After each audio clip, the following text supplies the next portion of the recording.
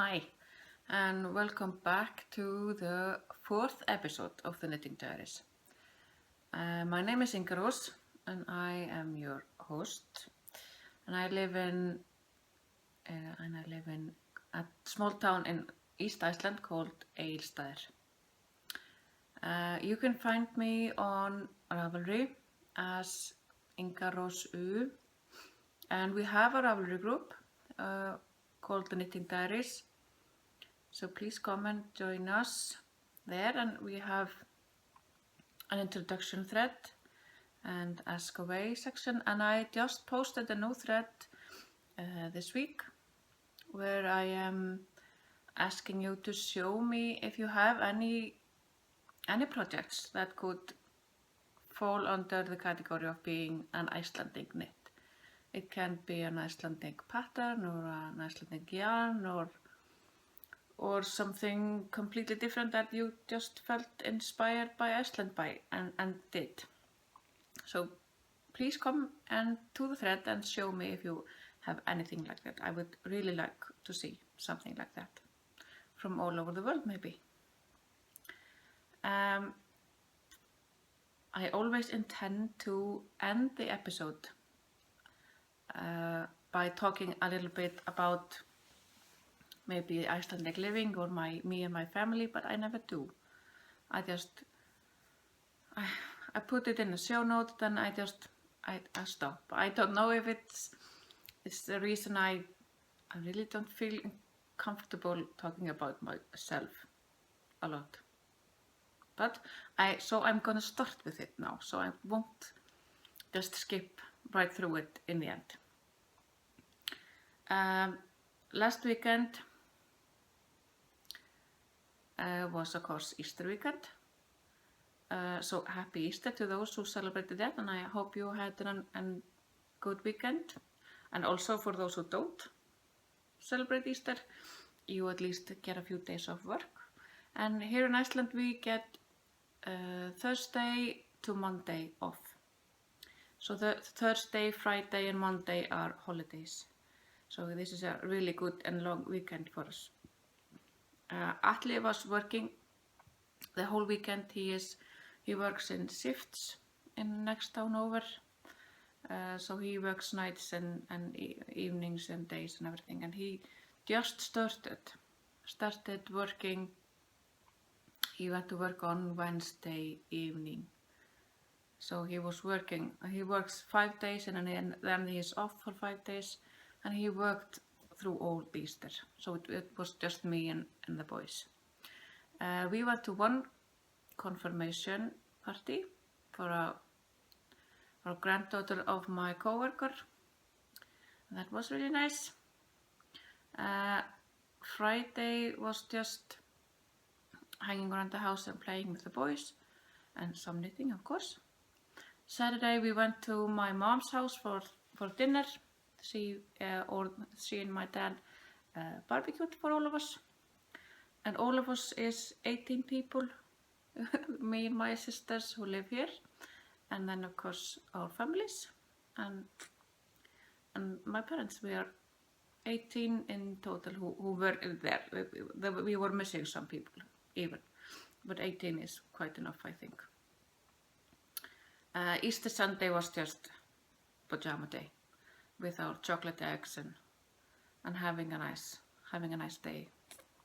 Atli was working a day shift, so he was gone by the time we woke up and came home around 5. And we cooked a really nice Easter dinner, and it was just a really nice family day, laid back and cozy. August, my 6-year-old, he lost his first tooth in the last week.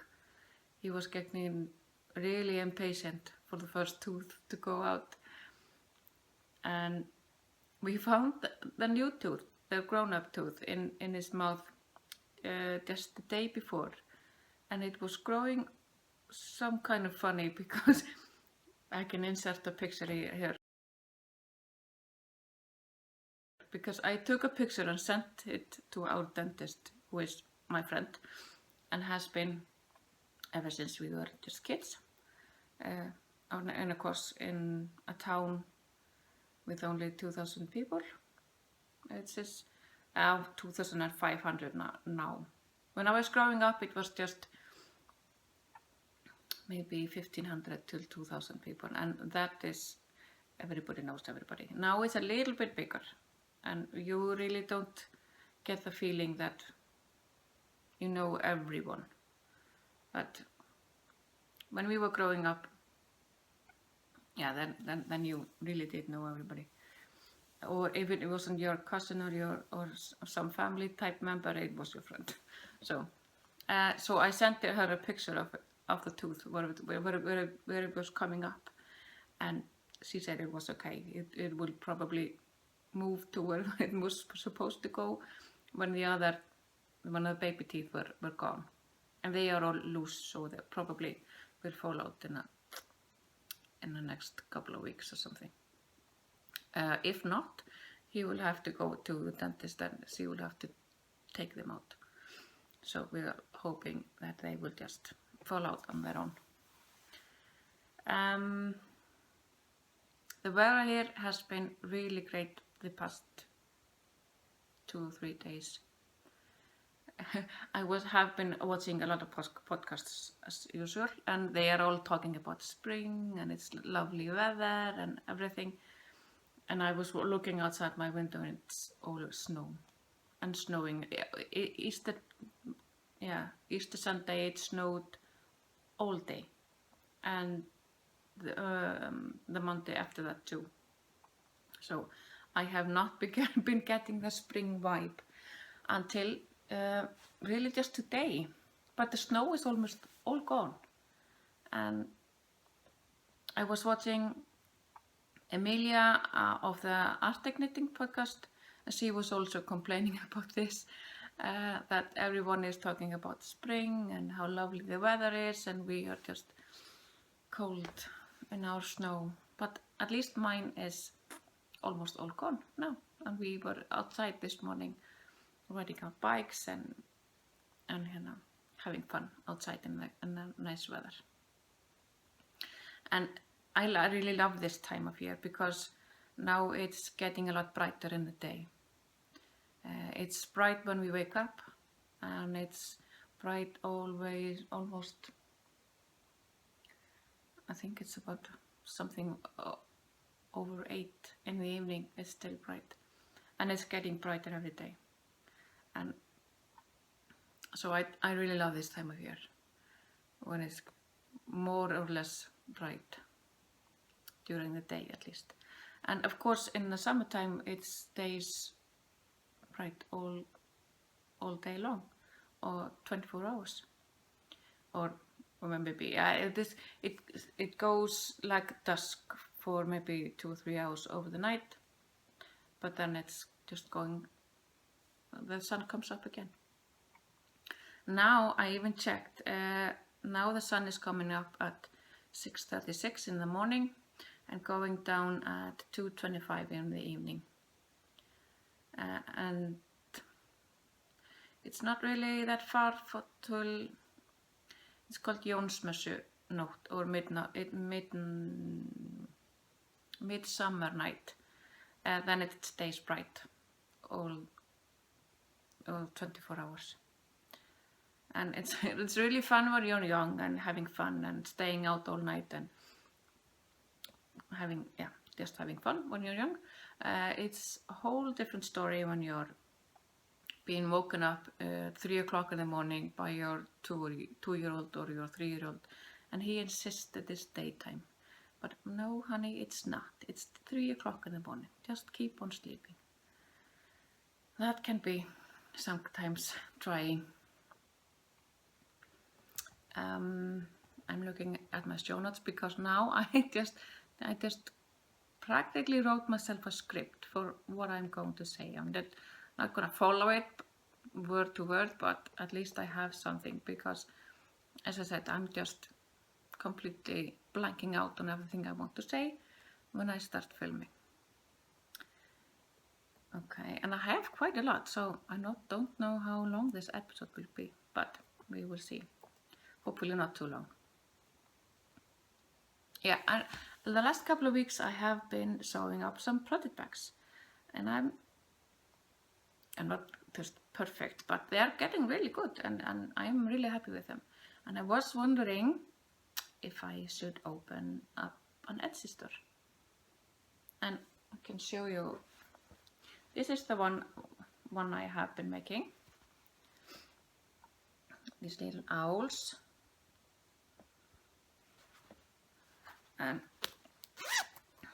the lining is the Icelandic fabric I showed you some episode, the second one I think. So I was wondering if I might open up my shop, but then the question came to my mind about shipping. What is the deal with that? I was looking on Etsy some days ago for some self-striping yarn I wanted to buy. The skein or the yarn cost maybe $25, $28 or something like that. It is okay, I can live with that, but I really don't want to pay another $44 for shipping. That's not. I'm not going to. I'm not saying everybody. It's every shop is like that, but many of them charge quite a lot for shipping. And in my town, I don't have access to this. I don't even know what it's called, Express or USPN or something like that. And I just have the Icelandic mail, and then the packets would be, I think it's 6 to 10 days on its way. So I wanted to ask you, to let me know, does it really matter if you pay a little less for shipping and the package arrives in 10 days, or you pay a lot more sometimes and the packet arrives in 4 to 6 days? So let me know in there. I'm gonna put the show notes in the Ravelry group, so let me know what you think about that. I would really like to know.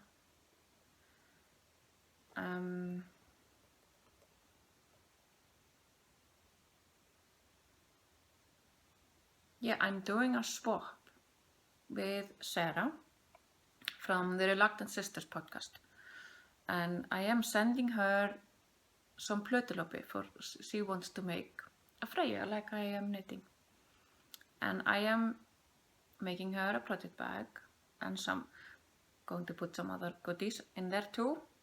But I just want to let you know that I am open to all kinds of swaps. I don't really have many mini skeins at the moment, at least. That is probably going to change because I am making a lot of socks, and with leftover sock yarn, so that is about to change, I think. But it doesn't have to be a podcaster or anything like that. But so if you are interested in getting Icelandic yarn, or maybe some of my hand-dyed yarn, I am open to all subs. Just send me a PM on Ravelry and we can look into that. But maybe we could get on with some knitting, because that is probably why you are here. So everyone is making up some cool names for the segments, like Inside Number 23 with Katie.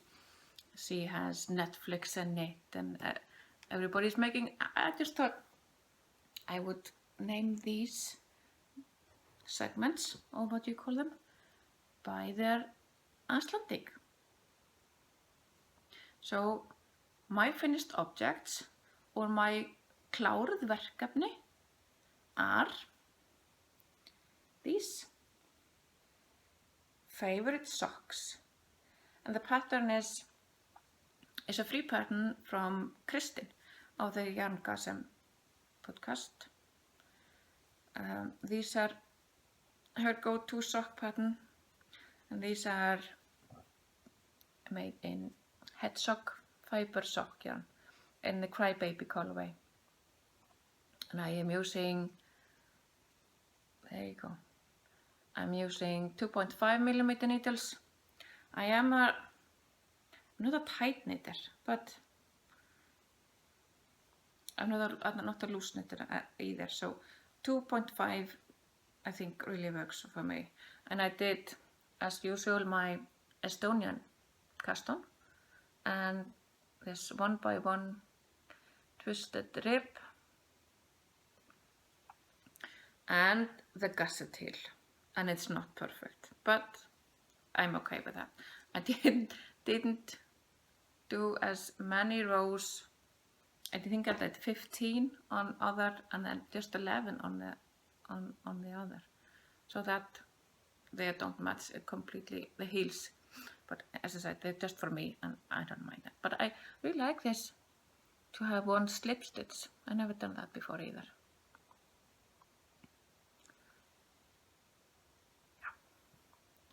And my Kitchener is coming along after I found that video to showing. It really is just a regular Kitchener, but you skip the setup rows. It just goes straight into casting off. There's no preparation or anything like that. And if you look in the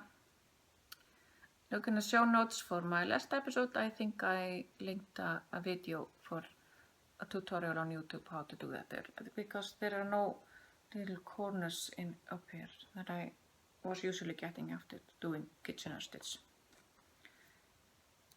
These have not been washed, but I did wear them for 2 days, and they're really soft and cozy.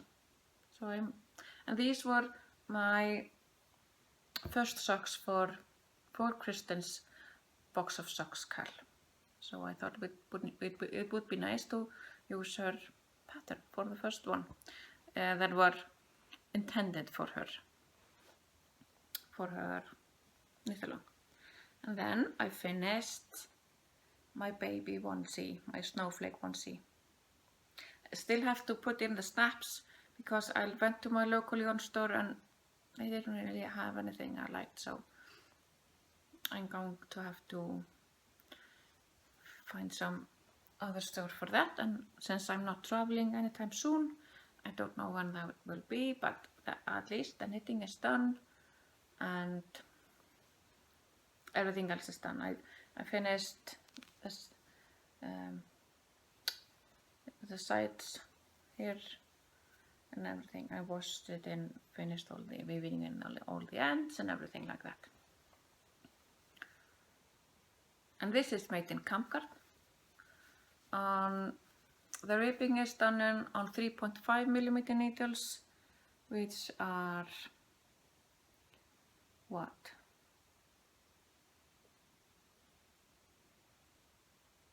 No, 2.5mm needles, which is a US 1.5, and the body and the sleeves and everything in stockinette stitches is on 3mm needles, which are US 2.5. And so this is just waiting for my sister's baby, and I really like it. It is a paid for pattern on Ravelry. It is in English, so there shouldn't be any problem for you if you want to make this. It's a pattern by Unnur Eva Arnarsdóttir, and it's a really, I think at least, it's worked top down, and it's a fairly easy colorwork pattern, and it's just really cute. So those are my finished objects, and now for my verki vinnslu, or works in progress.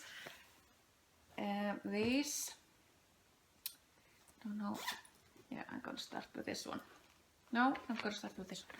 This is a pattern by a fairly new Icelandic designer. Her name is Unnur Eva Arnarsdóttir, and I am actually helping her translate it to English. And this is called Blær. It's a It's a kid sweater. I am making the largest size, which I think is 2 to 3 year old. It's worked in top down and it's made in 2 pieces to begin with. You make the front piece. This is just this segment here. And then you make the back piece with this and the sleeves, which is just 1 piece. And then you join them together and knit it down in just stockinette. And there is a little bit of pattern and then there is a garter stitch ribbing. And I bought this yarn, bought the yarn for this in my local yarn store.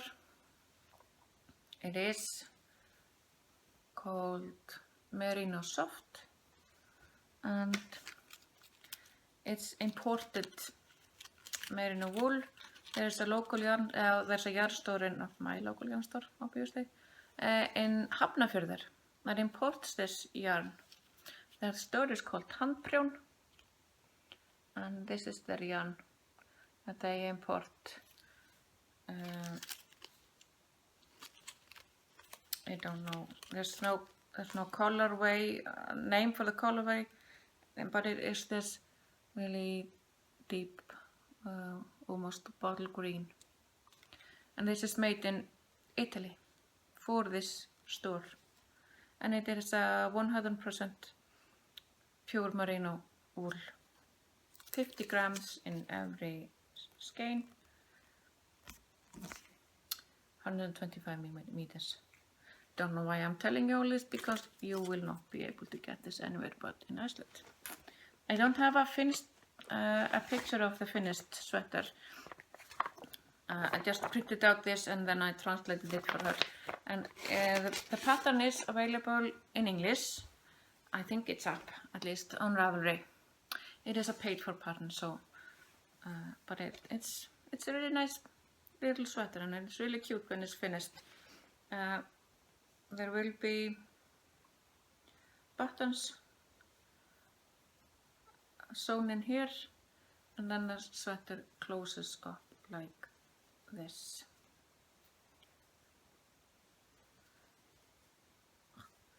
I haven't woven in any ends, so there are some of those getting in the way. Yeah. But it's, as I said, really cute pattern, and I am helping her translate it. And I'm even gotten 2 more, I think, to translate for her. And this is just living in my Prima, the first project bag I made for myself. My other work in progress are the fine and dandy socks. I am knitting from, the toe is Cascade Heritage yarn, sock yarn, which I bought in my local yarn store some time ago. And the red or pink variegated yarn is my own hand-dyed yarn.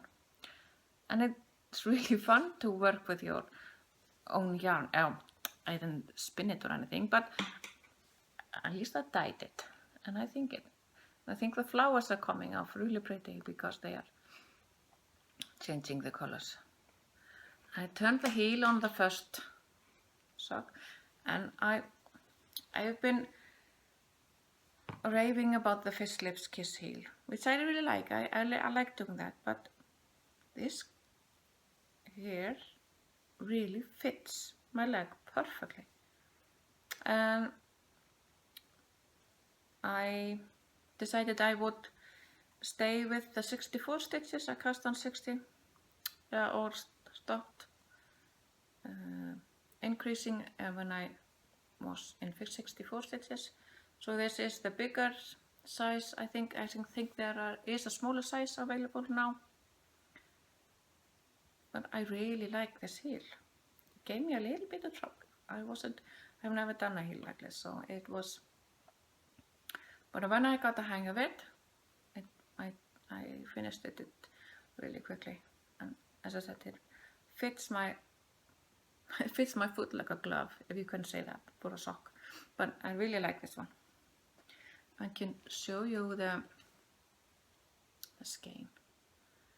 It's just I used.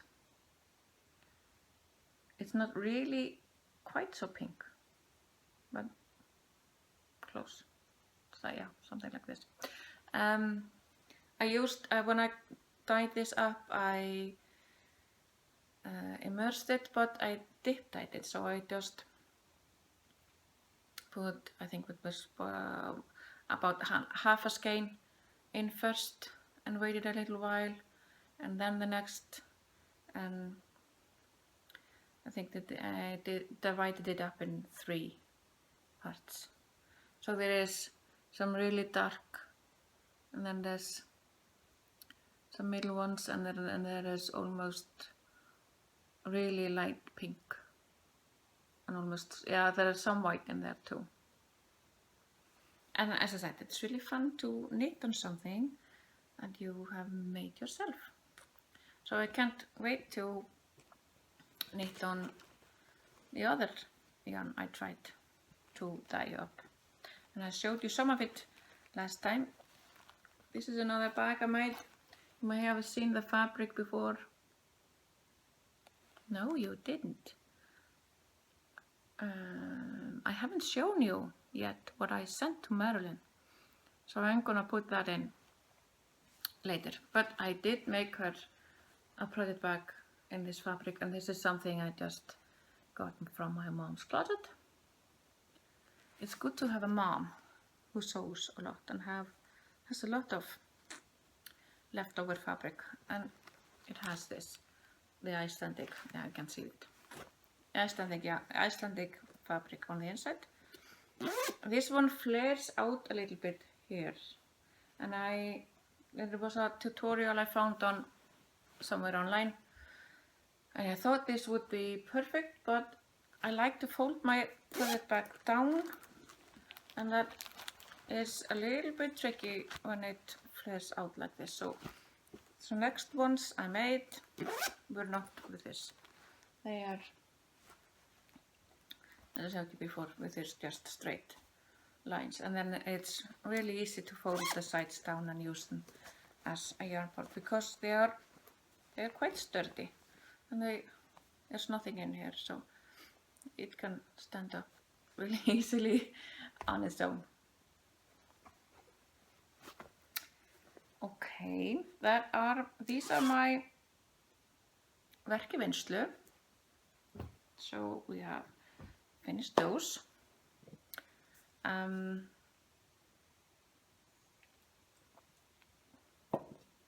really didn't do any inköp or purchasing this week. I just bought 4 balls of this for the sweater, for Blair, and that's almost everything I bought. So that was not so much to talk about there. I haven't really been dyeing anything lately. I just haven't had the chance to do that. But after the last podcast, I did dye some more, so I haven't showed you all of that, and I haven't showed you the red and the pink one before. And I also did, right after that podcast, after I filmed the last time, I also dyed up this yellow. And this was just submersion dyeing with less water, so it is a little bit tonal, but almost a solid color. And I just bought 4 colors when I bought the dyes from Dharma. I just bought 3 primaries and a black, and I was just trying out the 1%, what it would look like on the skein. So this is just 1% yellow. And when I say 1%, for those of you who don't know, that is just 1 gram of color for 100 grams of yarn.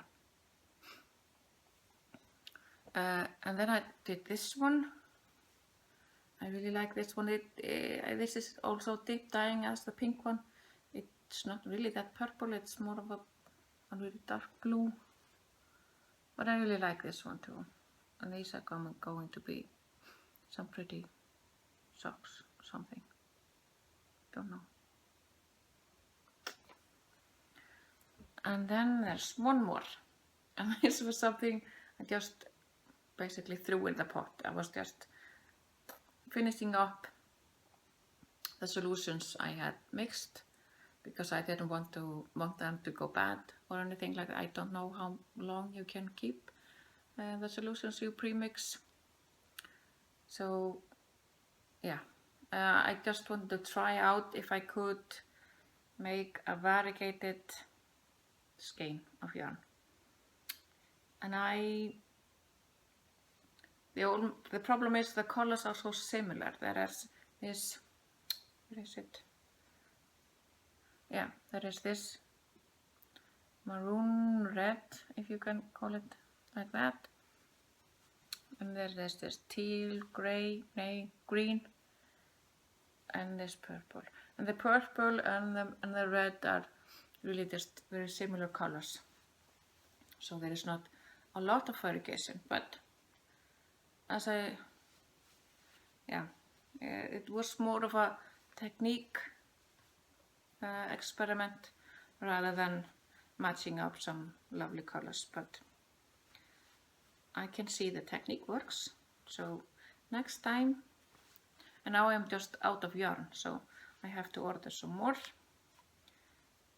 But it's really pretty. This will be something, I don't know. But I am going to knit with everything that I am trying out, so I can see how it knits up and which techniques I like.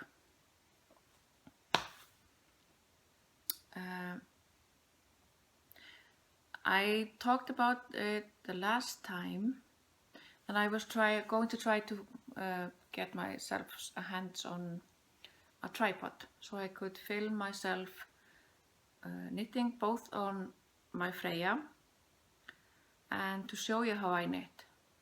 And I did that just the other day. The first one I'm going to show you is Atli, my husband, and my 2 other boys were out, and I was just home alone with Hjörtur, and I was tempting to film it with him in the living room with me. He was just watching some cartoons. But of course he got a little nosy and had to see what I was working on, so there is some talking to him and some fingers where they are not supposed to be, but I hope it's okay and you can see at least how I knit. So I'm gonna put that here, and I'm also gonna show you how I knit with plötulopi. So there are going to be, yeah, I'm just gonna show you the packets I sent for Maryland some other time, so it won't be too long, or 3 segments in here.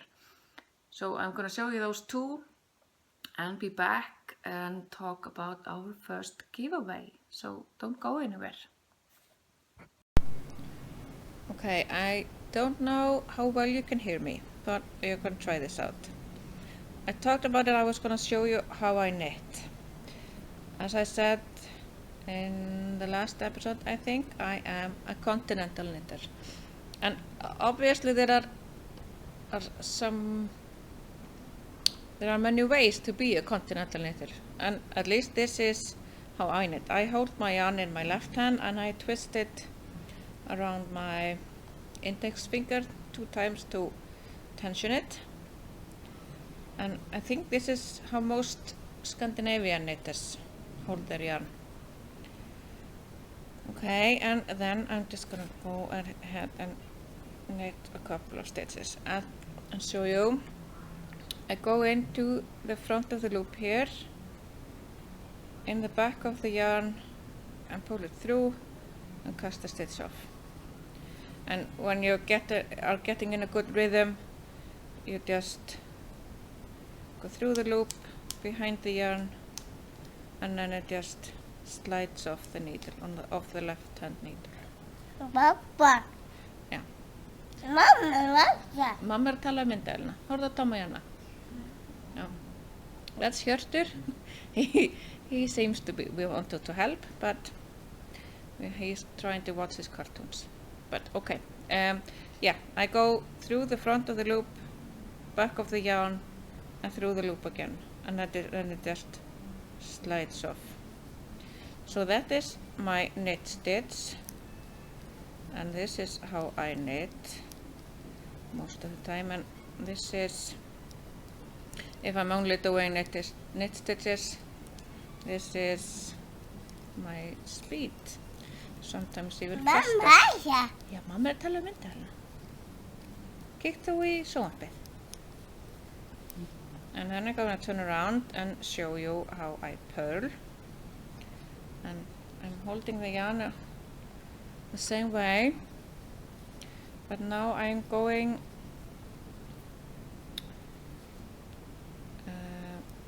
still through the front of the loop, but in the back. So I go behind my yarn, and then behind this post of the stitch here, wrap around the yarn and through the stitch again. Farðu að horfa á mig hérna? Okay, so I'm trying to do this. My husband is away, and there is just Hjörtur and me at home, so I thought I could do this with him with me, but yeah, okay. We will try it anyway. Okay, back to the knitting.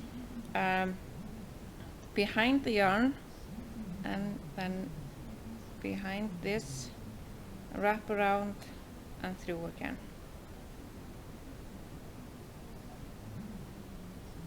And this is also very easy and fluid motion. Þú ert ekkert nema súkkulaði. Okay, so this is how I purl. Þú ert með súkkulaði. And usually I obviously have my thumb on the needle to hold the stitches when I'm working. I'm just trying to have it here below so that you can see clearly.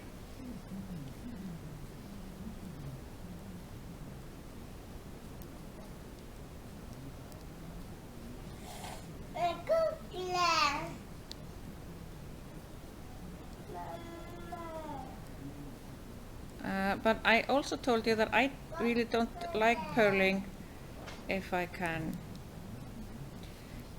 possibly skip it, I do. So I'm gonna show you again on the next round.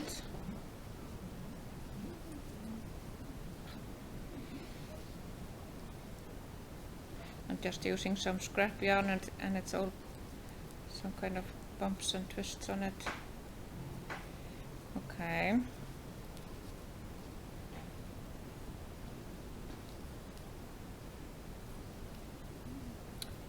So I'll just show you some knit stitches again before I speed off to the other end. Through the stitch, wrap around and off the needle. And this is, and you can, when you're gotten the hang of it, this can be really fast.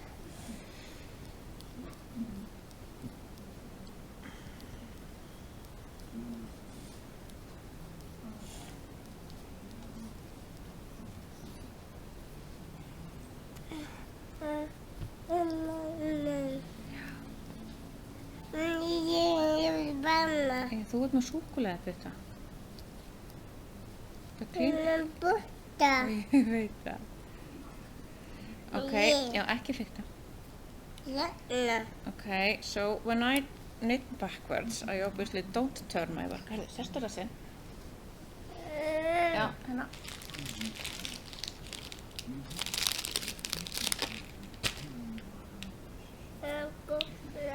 Súkkulaði. You're bribing him with chocolates so he can sit still and watch his cartoons. Okay, this is how I knit backwards. Then I hold my left yarn in my left hand, but the stitches I'm going to knit I hold in my right, and then I go through the back here, wrap around and off. And I feel like this is not something I do really fast, but at least as fast as I purl. And this way I can get a lot more tension. And my gauge is more even. Just gonna show you a little bit better over here.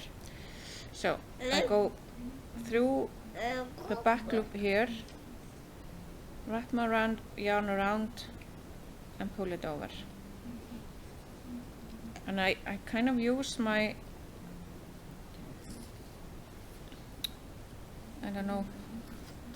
my thumb to flick the needle around.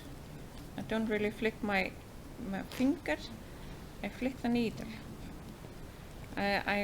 This is just something I found more comfortable than flicking my finger around. I just take the whole needle, and it's not as much movement for my wrist, and I just find this more comfortable. So I'm going to show you again real slow. Through the back here, wrap around and off.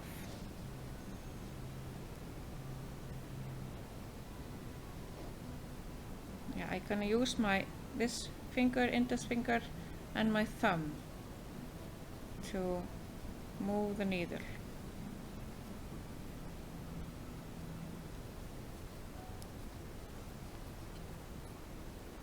So I hope this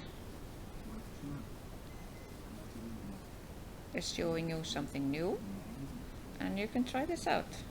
In my last episode I linked a few videos of this, both for continental knitters I think and for English knitters. So I hope you enjoyed that. Thank you. Okay, as you saw on my previous video, I showed you how I knit, but this is how I knit with 2 strands of yarn, 2 colors. And what you have to really watch out for if you are doing some color work is that one of the color is more dominant than the other. So in this case, the body of the sweater is this heathered grey one, and when I start to do the pattern, I want the pattern to be more dominant color than the grey one, so that is the one that pops out.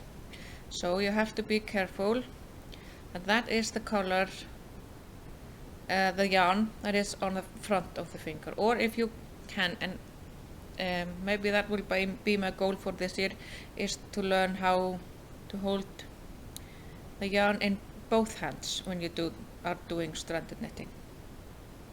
But if you're, and I'm not gonna, this is not the pattern or anything, I'm just gonna show you how this is done. And you can see that the green strand always lies on top of the grey one. The grey one, it goes over here and under. So if it was like this, and it really doesn't matter if you're doing color work. What we call fair isle is then there is a pattern all over the sweater, not just on the yoke. This is just stranded knitting to me at least. And yeah, I have to just be very careful of always holding the green one in front of the grey one, and then I just pull on the strands of yarn down below to kind of tighten them up if I'm losing gauge here. But again, with this kind of yarn, this lopi, plötulopi, it breaks really easily. I can show you. This just goes apart like this. And you don't have to panic. You just twist it together a couple of times like this and keep on knitting. The green one is a little bit more, a little different texture on it, but it is the same rule. And there is no splicing, and just twist them together like this and keep on knitting. But you are not pulling on your yarn or anything with this, you just kind of, you're not tensioning it really much, because then the yarn will just break apart. But this is how, and usually when I'm doing double-stranded with just normal yarn, I can do that pretty fast as well.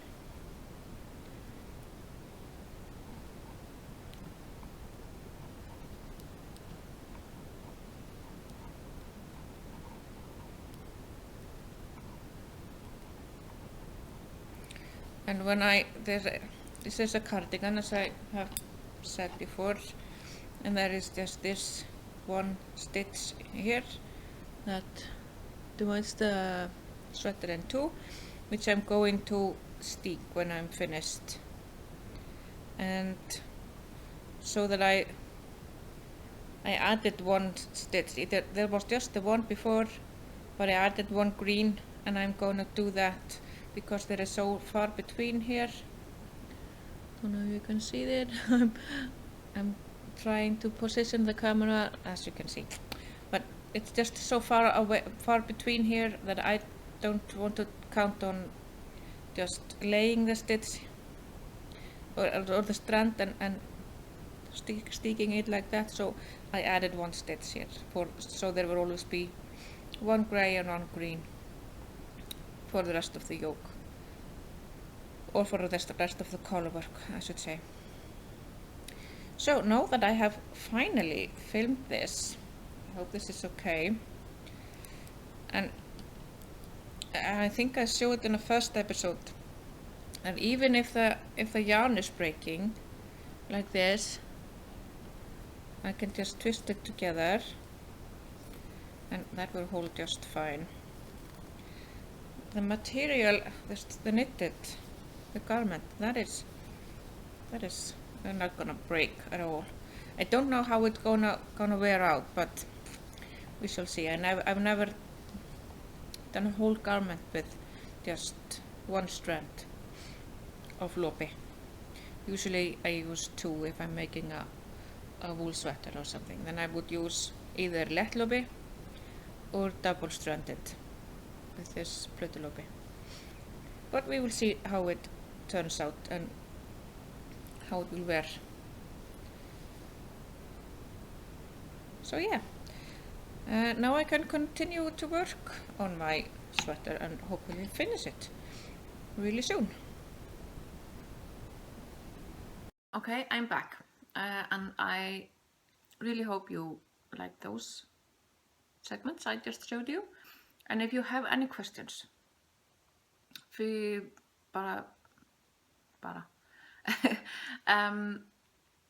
come and ask away in the ask away thread, and you can ask me anything if it's about knitting or me and my personal life, or some kind of Icelandic thing that you want to know about. Come and ask away and I will answer them either directly in the thread itself or here on the show. But about the giveaway, we are very close to getting or having 200 subscribers on YouTube. The last I checked it was 197, and I'm not gonna wait for those 3 that are left to reach 200, but because I am really amazed that there are almost 200 people following me and liking what I am talking about. So I just wanted to show you my appreciation for tuning in every other week and watching what I have to say in my projects. So I am going to do a giveaway. I am going to open up a thread in Ravelry where I'm going to ask you for a prompt. And you have to be a member of the group to be eligible for a prize. And the prompt you have to answer or show me is your craft room or your craft space. When I am watching podcasts, everyone has this beautiful space around them for their crafting things, either crochet or sewing or knitting or anything.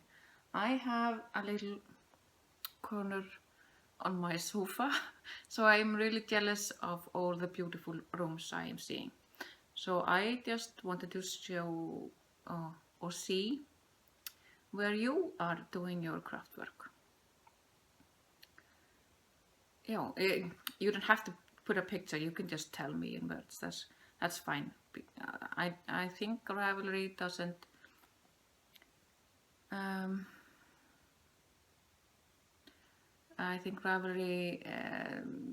doesn't take your picture to upload in the thread unless it's involving a project or something. But you choose. You can just tell me in words or send a picture. That's totally up to you. The prize will be a project bag made by me and at least 2 skeins of kambgarn. Kambgarn is this yarn. It's a sport weight, and I'm not gonna, if the person who wins has some special preference for color, I'm gonna let them choose. If they don't want to choose, that's fine also. I can do that for them. Find some nice combination. But if they have a special preference, I'm gonna let them choose. Yeah. The thread will be open until I film next, so for 2 weeks. So come in and show me or tell me about your workspace, and maybe you will have a nice prize for it. I don't think I have anything else, so I'm just gonna sign off and say thank you so much for taking a little time and sitting with me and knitting, hopefully, and seeing what I am doing these days. Thank you so much. Bye bye.